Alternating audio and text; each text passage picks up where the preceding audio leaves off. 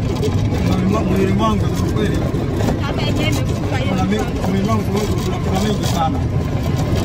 Ambayo bado tulikuwa na mawaza. Unaona? Tulikuwa tunasema tumeshikipo kwa mimi sisikii vizuri. Inabidi ubadilike mtu wa Mungu. ndio. Kwa sababu wokovu ni sasa. Unaposema utatengeneza, hauna waranti ya maisha. Kumbuka maisha yako ipo mikononi mwa nani? Kwa hiyo Mungu ndo anajua amekuandikia miaka mingapi ya kuishi kwako hapa duniani.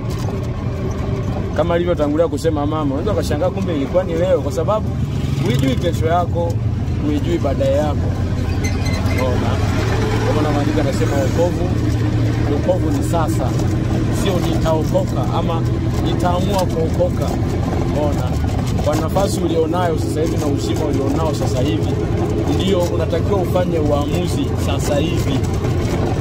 Sawa bwana. Unaona?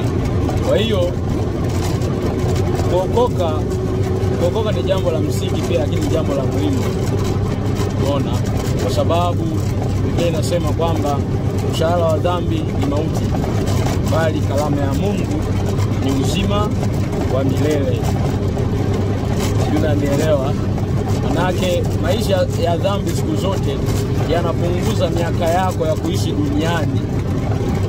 Ila unapoamua kumpa Yesu maisha yako, ama unapoamua kuokoka, panakuwa na bonus ya miaka yako kuwa mingi. Kwa sababu gani? Kuwepo kwako duniani inakuwa si kwa hasara.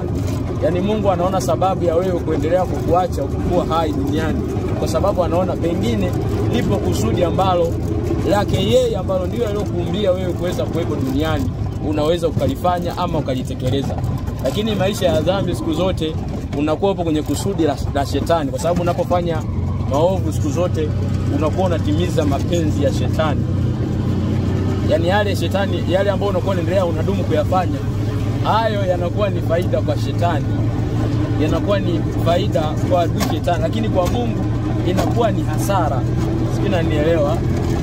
Lakini kumbuka pia wewe si mali ya shetani. Yaani Mungu hakukuumba ama kukuweka duniani ili ufanye yale ambayo shetani kwake yataleta utukufu.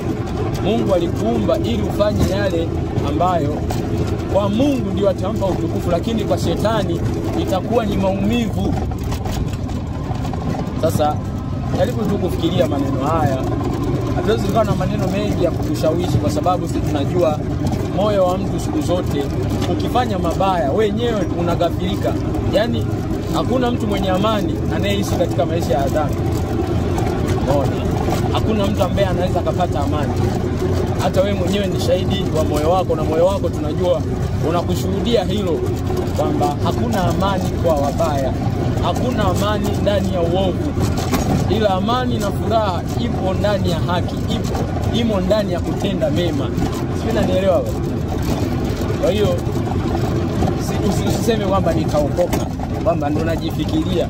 Alimadam pengine Mungu ameruhusu hili, anataka uokoke sasa, ndio maana ametumia kama tukuite, kama utupe usafiri hapa, utufikishe ambako tunaelekea. Kumbe injili na ilikuwa ni siku yako na wewe kupokea wokovu. Sasa unapo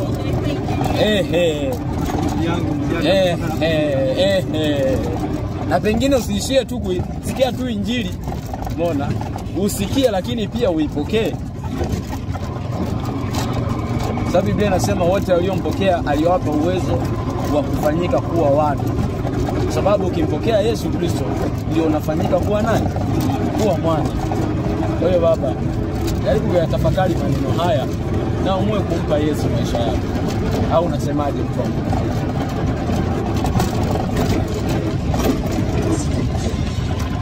Eti baba, Maneno nimesikia na ndio.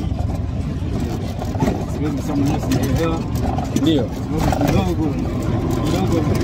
Kidogo maneno Biblia kidogo nifahamu, sio sifahamu sana. Ndio. Ila kidogo nifahamu. Ndio. Kwa mwanzo nilisema awali kwamba nilikuwa nimeokoka hapo mwanzo. Ndio. Kulingana na majukumu ya hapa na pale. Ndio. Na kazi hapa na pale maisha. Ilikuwa kaamua. Yaani kusikutenda